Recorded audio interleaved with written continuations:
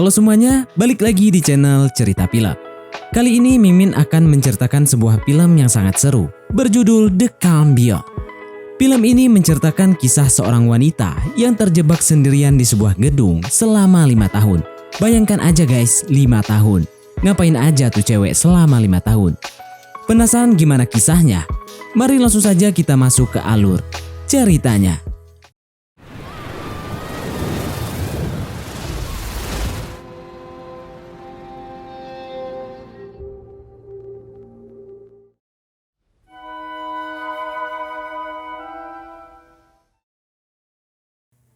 Film diawali dengan memperlihatkan keramaian dan kesibukan seperti biasanya di negara Hong Kong. Tanpa diduga, tsunami terbesar sepanjang sejarah datang, menerjang dan membanjiri seluruh jalan. Air pun masuk ke dalam gedung dalam hitungan detik yang menelan sebagian besar warga. Dan ternyata tsunami tersebut juga melanda ke seluruh negara Asia termasuk Indonesia. Teriakan panik dan ketakutan terdengar di mana-mana. Saat orang-orang berlarian mencari tempat menyelamatkan diri, namun air lebih cepat menyapu mereka. Hanya sebagian orang yang berhasil selamat dari bencana itu dengan pergi ke tempat yang lebih tinggi. Dan salah satunya adalah seorang gadis bernama Asha. Singkat cerita, setelah 5 tahun tsunami tersebut, Asha tampak masih trauma dan selalu bermimpi buruk dalam tidurnya. Setiap pagi dia bangun dan masih berjuang memendam rasa takutnya dengan memaksakan diri untuk tetap melanjutkan hidup.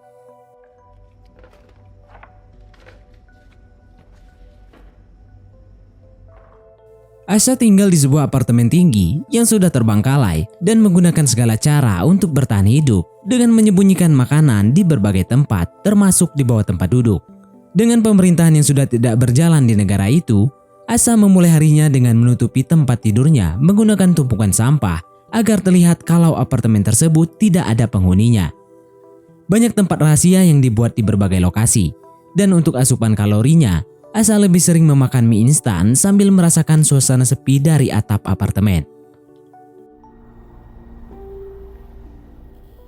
Untuk minum, Asha memiliki air galon yang dia sembunyikan di sebuah toren yang selalu ia catat setiap hari persediaannya. Tak lama setelah merebus air untuk buat teh, dia menyalakan radio dan mulai mencari siaran dari berbagai frekuensi.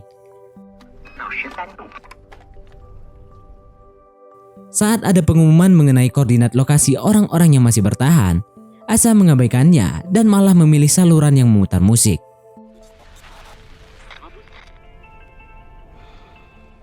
Beberapa saat kemudian, Asha mulai menggunakan handuk untuk menyerap embun dan mengumpulkannya ke dalam ember untuk dipindahkan ke galon karena persediaan air hujan menipis semenjak hujan sudah lama tidak turun. Setelah memasak mie instan dan menyantapnya, Asha teringat masa lalu bersama teman-temannya di sebuah restoran yang penuh dengan makanan lezat. Kemudian Asha mengamati gedung-gedung di sekelilingnya menggunakan binokular dan tampak semuanya terendam. Bahkan ada gedung yang runtuh. Saat memperhatikan beberapa tetangganya yang masih bertahan, Asha tanpa diduga melihat bok yang mengapung.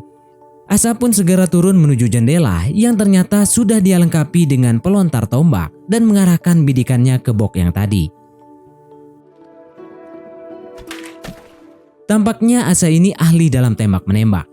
Namun tanpa diduga saat bok ditarik, ada sesuatu di bawah air yang juga menginginkan box tersebut, sehingga Asha harus terpelanting ke depan sampai tangannya tergores. Kemudian tanpa memperdulikan rasa sakitnya dan tidak mau kehilangan kotak tersebut, dia pun beradu tarik dengan makhluk itu yang tiba-tiba dilepas, sehingga Asha terjungkal ke belakang. Saat box tersebut kembali ditarik dan berada di dekat jendela, makhluk misterius yang terlihat sangat besar itu menerjang, namun Asha sudah mendapatkan box tepat pada waktunya. Tanpa memikirkan makhluk yang mirip buaya darat tadi, Asha pun membongkar isi box yang ternyata sebagian besar isinya tidak penting kecuali botol miras. Asha kemudian menuju ke atap sambil melihat ke arah ruangan pojok dan tampak kesal melihat ruangan itu.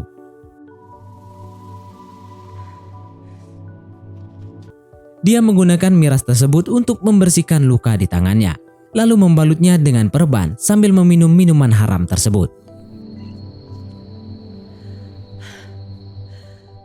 Asa kemudian membersihkan diri dengan mandi bersih dan tampak beberapa bekas luka di tubuhnya yang mengisyaratkan dirinya telah melewati berbagai rintangan dahsyat untuk bertahan hidup.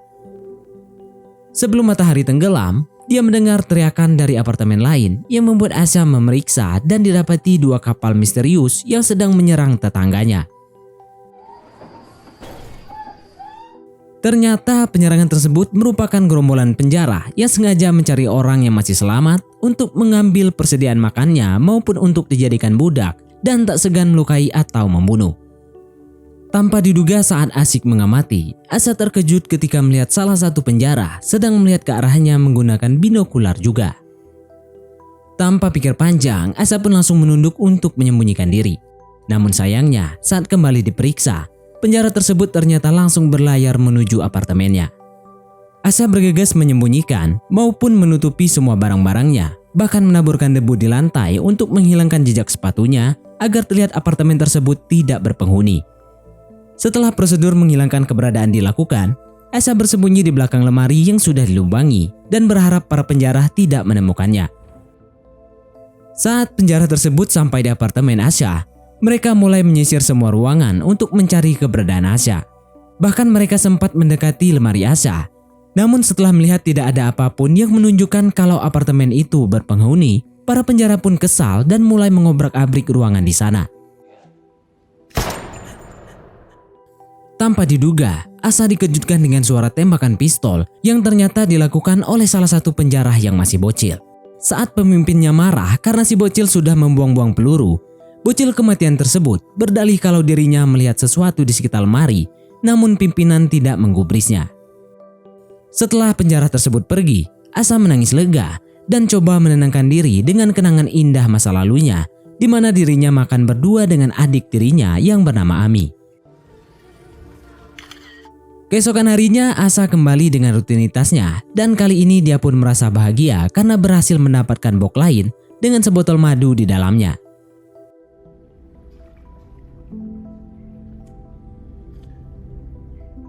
Namun di saat itu, kebahagiaannya pudar ketika dirinya melihat seorang gadis yang mengambang di atas tumpukan sampah yang menyerupai rakit yang dikiranya sudah tidak bernyawa. Beberapa waktu kemudian, saat sibuk di dapur, sesosok misterius menyelinap ke ruangannya tanpa Asa sadari keberadaannya. Sosok tersebut lalu diam-diam mengambil makanan dari tempat rahasia Asa, yang menunjukkan kalau sosok tersebut sudah memperhatikan aktivitas Asa dari beberapa waktu yang lalu. Asa pun sempat mendengar sesuatu yang mencurigakan namun tidak melihat apapun, sehingga dirinya memutuskan untuk mengabaikannya. Saat bersiap tidur, Asa kembali mendengar suara mencurigakan dan melihat ke arah pintu maupun lorong apartemen.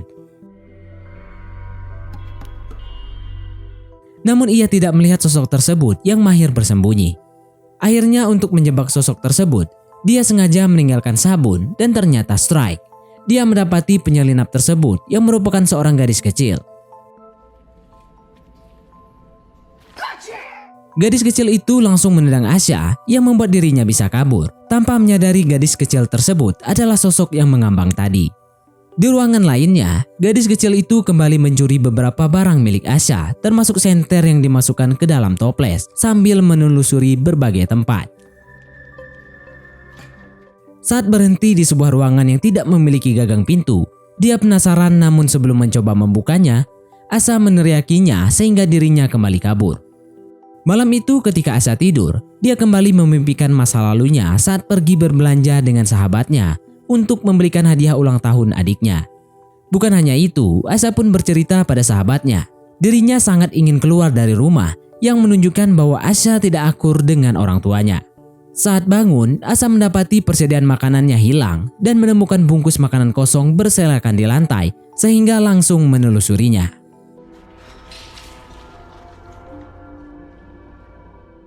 Dia pun menemukan gadis kecil yang dilihatnya semalam sedang tertidur bersama lampu toplesnya. Namun Asa tidak tega untuk membangunkannya. Asa pun ke dapur untuk memasak, sementara gadis kecil itu terbangun dan kembali ingin mengambil sesuatu yang disembunyikan Asa di dalam colokan listrik palsu. Dia pun menemukan sebuah amplop berisi foto Asa dan adiknya. Namun Asa segera memergokinya sehingga dia langsung kabur sambil menahan air mata. Asa merapikan foto-foto tersebut dan mengembalikannya ke tempat semula tanpa menyadari ada satu foto yang terlewatkan. Saat malam tiba, Asa merasa kasihan dengan gadis kecil tadi dan memasak 2 porsi mie yang kemudian langsung diantar. Momen tersebut pun membuat Asa teringat kenangan masa lalunya dengan keluarganya saat perayaan ulang tahun adiknya. Asa menghadiahkan jaket biru, sementara orang tuanya memberikan warisan yang sangat berharga di keluarga tersebut, sehingga Asa iri karena menurutnya dirinya lah yang pantas mendapatkan kalung tersebut sebagai anak pertama. Dalam keadaan marah, Asa pun bertengkar dengan orang tuanya dan berkata kalau semuanya tidak peduli lagi dengannya. Kembali ke masa sekarang, Asa terlihat memakai kalung warisan tadi, sementara gadis itu mengabaikan mie yang sedang ditawarkan. Asa pun menaruh mie tersebut di sebelahnya, dan saat Asa tidak ada, gadis kecil itu segera mengambil mie-nya dan langsung memakannya. Kemudian saat menuju kamar Asa, dia melihat kalau Asa sudah menyiapkan kasur untuknya, namun gadis kecil itu masih belum mau menggunakannya. Keesokan paginya, Asa mendapati beberapa persediaan makanan dikembalikan dan kemudian memasak 2 porsi mie instan, yang satunya sengaja ditinggalkan. Tak lama setelah Asa naik ke atap, gadis kecil itu mengambil mie tersebut dan menyusul Asa. Dia menirukan gerakan apapun yang dilakukan Asa, sehingga Asa tertawa melihatnya, sampai membuat Asa sejenak melupakan bencana mengerikan ini. Saat malam tiba, gadis kecil itu akhirnya mau menggunakan kasur yang sudah disiapkan Asa dan tidur di sebelahnya. Di tengah malam Asa terbangun karena mendengar gadis kecil itu menangis, sehingga Asa mengajaknya curhat untuk pertama kalinya. Asa berkata kalau wajar untuk menangis dalam keadaan seperti ini, karena Asa juga mengaku sering menangis dan merasa takut. Akhirnya gadis kecil itu mulai berbicara dengan berkata kalau dia merindukan ibunya dan akan segera menemuinya secepatnya dengan menggunakan rakit yang nanti akan dibuat. Keduanya pun saling mengenalkan namanya, dan gadis kecil tersebut memberitahu namanya adalah Hei Hei. Setelah melewati malam dengan kembali bermimpi buruk, Asa mengajak Hei Hei ke atap untuk menemaninya menjalani rutinitas pagi. Tanpa diduga, saat gadis kecil itu membuka selotip warna-warni yang digunakan Asa untuk mengganjal pintu, pintu tersebut menutup sehingga Asa panik karena hanya bisa dibuka dari dalam. Saat Asa bingung bagaimana kembali ke dalam, Hei Hei langsung mencari kawat dan menunjukkan keahlian malingnya dengan membuka pintu tersebut. Setelah itu, Asa pun menyampaikan apa yang boleh dan tidak boleh dilakukan Hei Hei. Namun tampaknya Hei Hei tidak terlalu mendengarkannya dan malah fokus ke kalung yang dikenakan Asa. Di hari lainnya, saat menyiapkan makanan, Asa menyadari kalungnya hilang. Namun perhatiannya teralihkan oleh teriakan penjara yang ada di sekitar apartemen. Asa pun langsung menghampiri Hei Hei yang sedang bermain sambil mendengarkan musik menggunakan handset. Lalu ia pun menyuruhnya untuk diam. Dan untungnya para penjara tersebut pun menjauh. Saat malam tiba, Asa membantu Hei Hei membersihkan diri. Dan Hei Hei meminta Asa untuk pergi bersamanya untuk mencari ibunya. Namun dengan tegas Asa menolak sambil menjelaskan kalau di luar sangat berbahaya. Dan berkata kalau di sini adalah tempat yang paling aman. Asa kemudian menanyakan keberadaan kalungnya. Namun Hei Hei tersinggung dengan tuduhan tersebut dan langsung keluar dari kamar mandi. Setelah makan malam sendiri, Asa menyadari persediaan airnya habis. Dan tanpa diduga, air tersebut sedang digunakan Hei Hei untuk mencuci pakaian yang membuatnya kembali mengingat masa lalunya. Saat Ami dan ibunya membuat pangsit, Asa disindir oleh ibunya karena selalu sering nongkrong dibandingkan beberes rumah. Sindiran tersebut pun kembali memicu pertengkaran dengan ibunya. Dan saat Asa tidur di malam harinya, dia mimpi buruk dengan melihat para korban tsunami. Saat Hei Hei berusaha membangunkannya, Asa seperti sedang dibangunkan oleh adiknya, yang padahal orang itu adalah Hei Hei. Setelah itu Asa mengajak Hei Hei berkeliling sambil melarangnya menyalakan lampu agar keberadaan keduanya tidak diketahui orang lain. Saat melewati sebuah lorong, Hei Hei menanyakan pada Asa mengapa ruangan yang ditunjukkannya tidak memiliki gagang pintu. Tampak bingung mendapatkan pertanyaan itu, Asa menjelaskan kalau ruangan itu sengaja ia tutup permanen karena di dalamnya beraroma kentut orang yang habis makan telur rebus. Hal itu kembali memicu kenangan Asa lainnya saat dirinya melihat TV berita yang menyiarkan kalau Singapura sudah tenggelam sepenuhnya, sementara ibunya dan Ami sedang menyiapkan makan malam. Belum sempat mendengarkan berita tersebut sampai selesai, ibunya mematikan TV dan menyuruhnya untuk ke meja makan tanpa menggubris penjelasan Asha. Saat makan malam tersebut, orang tua Asha menyampaikan kalau besok semuanya akan pergi berziarah ke makam kakek nenek. Asha berkata dirinya tidak bisa ikut karena ada pekerjaan. Namun Ami secara tidak sengaja membocorkan rencana Asha yang sebenarnya mau pergi ke diskotik bersama teman-temannya. Hal itu pun memicu pertengkaran lagi dengan ibunya, di mana Asha merasa terkengkang oleh keluarganya sendiri dan semakin yakin untuk pergi dari rumah tanpa menyadari kalau makan malam tersebut adalah pertemuan terakhir mereka. Kembali ke masa sekarang, Hei Hei tampak sibuk memutar frekuensi radio dan mendapat siaran di mana pendengarnya yang masih bertahan hidup diundang untuk datang ke tempat tersebut. Setelah mengetahui informasi tersebut, dia pun segera menghampiri Asha untuk mendesaknya pergi bersama ke lokasi yang sudah disiarkan. Namun tetap pada keputusannya, Asha menolak dengan tegas dan menjelaskan kalau di luar sana sangatlah berbahaya. Hal itu pun membuat Hei Hei menyebut kalau Asha pengecut, sedangkan Asha menyebut Hei Hei sebagai pencuri. Perkataan itu membuat Hei Hei sangat terpukul dan kemudian meninggalkan ruangan. Saat Asha mengikutinya ke ruangan sebelah, dia melihat Hei Hei melanjutkan pembuatan rakitnya dengan menggunakan rangkaian botol bekas yang terlihat apa adanya. Tanpa diduga, Hei Hei memiliki flare gun sehingga Asha langsung mengambil untuk mengamankannya. Dengan nada emosi, Asha mengungkapkan pada Hei Hei kalau dirinya pernah mencoba menuju lokasi yang disiarkan radio, namun cuaca yang sangat buruk membuatnya balik lagi ke sini. Tertegun mendengar perkataan Asha, Hei Hei berusaha meminta flare gun-nya dengan suara memelas, dan hal tersebut membuat Asha teringat ketika Ami melakukan hal yang sama untuk membuatnya tidak kabur dari rumah.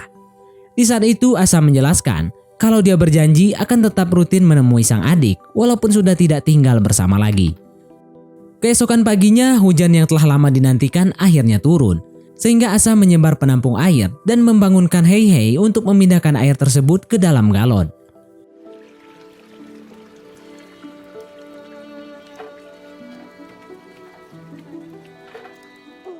Saat turun ke bawah, Hei Hei menemukan kalung Asha yang ternyata memang jatuh. Sementara itu, Asha melihat fotonya bersama Ami yang lupa disimpan.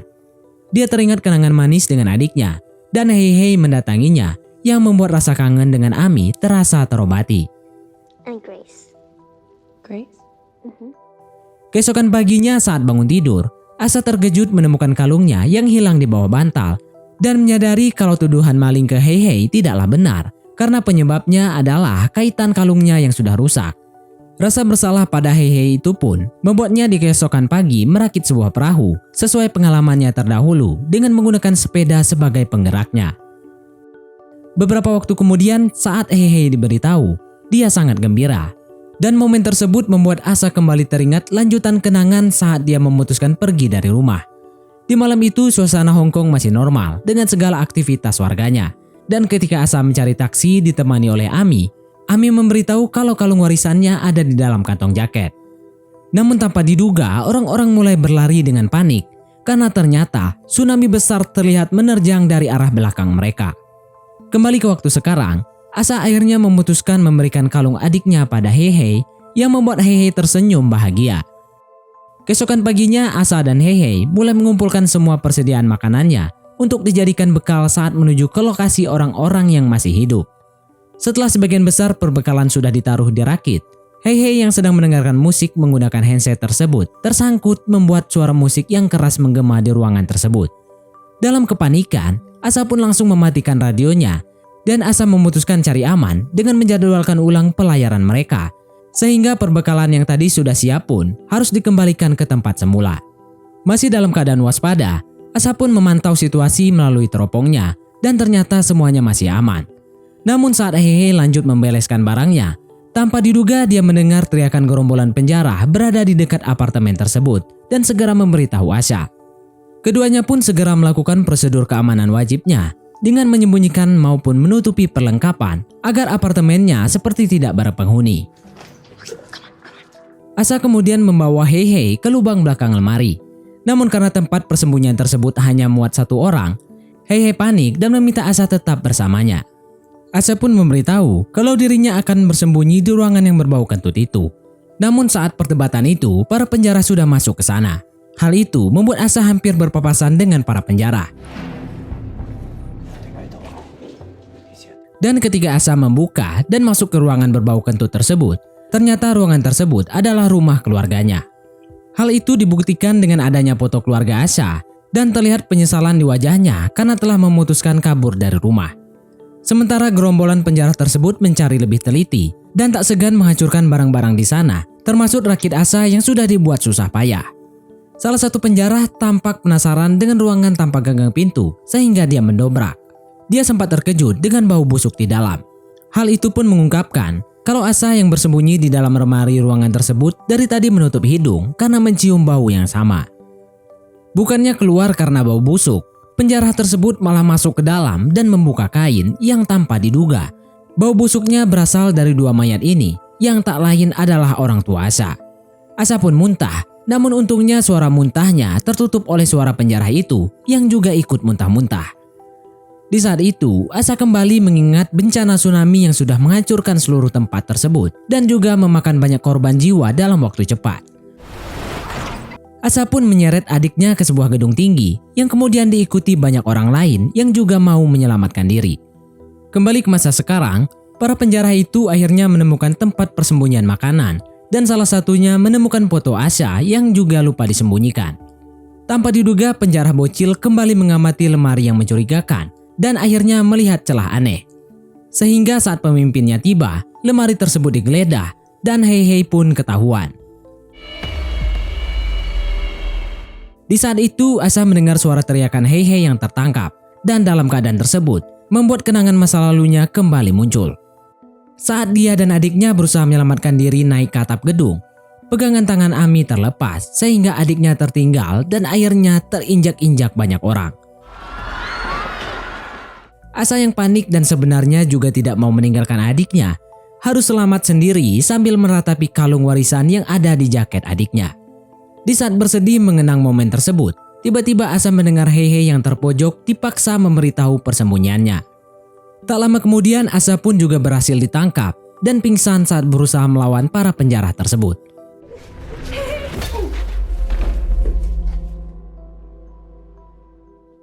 Beberapa waktu saat terbangun, Asa mendapati tangannya terikat dan salah satu penjara mencoba mengunboxingnya, namun terhenti saat pimpinannya memanggil. Asa pun dibawa menuju ke kapal penjara. Sementara semua persediaan makanan telah dipindahkan ke kapal tersebut bersama Hei-Hei yang juga sudah ada di sana. Karena teringat dengan adiknya, Asa pun memutuskan melawan dengan menarik tali yang mengikat tangannya, namun pria itu terlalu kuat sehingga tersungkur ke air. Saat melihat patahan CD di dekatnya, dia langsung menyerang pria itu sambil mengambil flare gun yang disembunyikannya di meja. Saat Asa dibenamkan, pria itu pun terpaksa merasakan flare gun di wajahnya yang langsung membuatnya pindah ke alam lain. Penjara lain yang mendengar keributan dari atas kapal melihat Asa yang terbebas sehingga mereka pun memutuskan kembali ke apartemen untuk menangkap Asa dengan cara berpencar. Saat penjara bertubuh besar mendengar suara tangisan, dia menuju ke sumber suara dan Asa berhasil menjebaknya jatuh serta langsung memindahkan pria itu ke alam lain menggunakan hantaman gitar. Asa kemudian mengambil pisau pria itu dan bergegas ke ruangan lain untuk mempersiapkan perangkap dengan menyalakan radio. Tak menunggu waktu lama, suara radio tersebut pun menarik perhatian penjara lain sehingga Asa bisa membunuhnya walau perlawanan sengit sempat terjadi.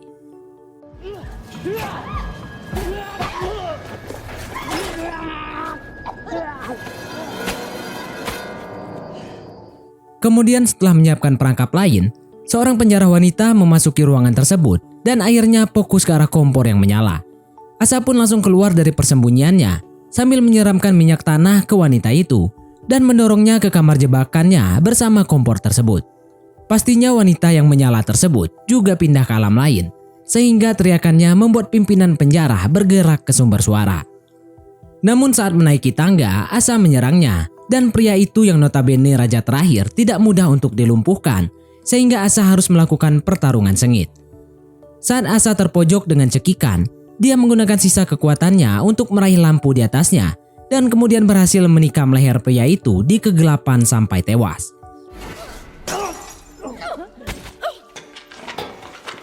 Mengira semua sudah selesai, bocil kematian yang masih hidup muncul sambil menembakkan pistolnya dan Asa langsung kabur ke atap dengan bersembunyi di samping pintu. Asa menutup pintu atap yang selotipnya sudah dilepas agar tidak bisa dibuka dari luar. Sempat merasa kasihan karena bocil tersebut memohon, namun akhirnya Asa tetap meninggalkannya saat mendengar suara tembakan. Asa kemudian menuju ke jendela dan mendapati penjara terakhir yang sedang mengawasi Hei Hei di atas kapal. Dengan menggunakan pelontar tombaknya, dia pun membidik pria tersebut, namun sayangnya meleset, sehingga membuat pria itu kebingungan dengan benda yang melintas. Hei Hei yang sudah tahu tembakan tersebut berasal dari Asa, menggunakan kesempatan itu untuk mendorong si penjara dari kapal. Namun sayangnya Hei Hei juga ikut terjebur, sehingga Asa langsung lompat untuk menolongnya.